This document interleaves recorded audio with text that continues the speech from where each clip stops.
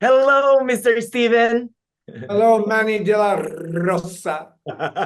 And a big congrats on House of David. Entertaining and inspiring. I enjoyed it. Wonderful. Thank you. Delighted to hear that. Oh, no, take us from the very beginning.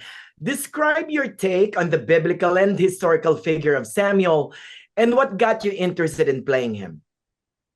Well, I have, over the course of my career, I think I've played a fair number of authority figures, but I don't think I ever played a figure who actually kind of at some point commands an entire people, who in fact actually has precedence over the king himself in a way. So it's a very powerful figure. And at the same time that that exists, he's also an old man.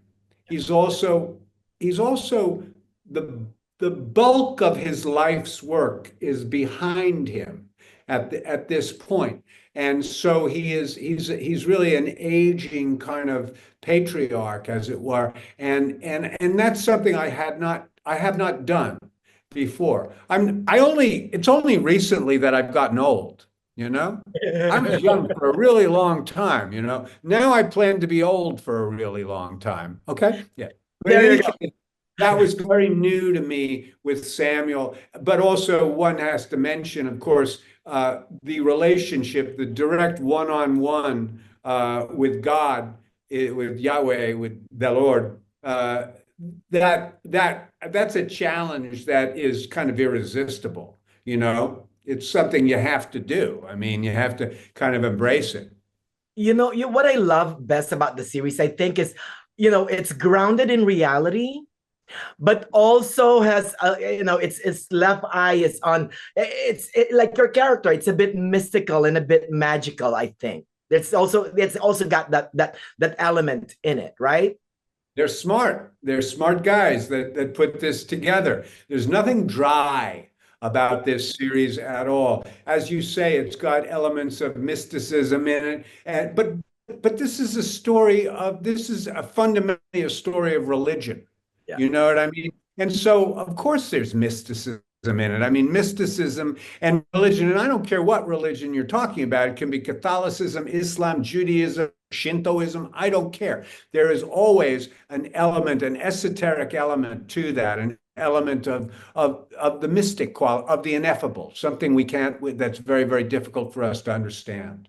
And at its heart is the question, can one stone change the course of history, right? Talk to us about that quickly, Mr. Steven. Well, it does. I mean, it's one stone does one just as one bullet can change the course of history. We know this tragically. We know this too tragically that they can. But sometimes, if a stone perhaps is well placed, then it can change the course of history, perhaps for the better. You know, it depends. But at heart, this is about the self-actualization of a young man, a boy who becomes a young man, who will become a man, who is born, who overcomes the circumstances of his own childhood, his birth and his childhood, which are difficult. He is cut out of the herd. He is cast out. He is the shepherd who is the reason he is tending the flocks is to keep him away. He is kept away from the others. That's a double-edged sword because there's a good reason to keep him away as well. But in terms of his own self-conception, he's just being he's just treading water. He's getting nowhere in life, and he feels in his heart that there's something that he is meant to do, that there is a mission, there's an intention in for his life. And this series on a thematic level, that's what this is about. It's about this young man's actualizing his own true self, and that essentially is the story of every young person. Every young person. The feelings of alienation are not limited to David. They run throughout our society, our civilization, you know? and everyone is looking to become their own David, to become their own, to find their own reason, to be. And I think that's I believe that kind of on a intuitive or an unconscious level, that's what people will respond to in this series. Aside from all the blood and guts and adventure and beautiful costumes and fantastic creatures and everything like that.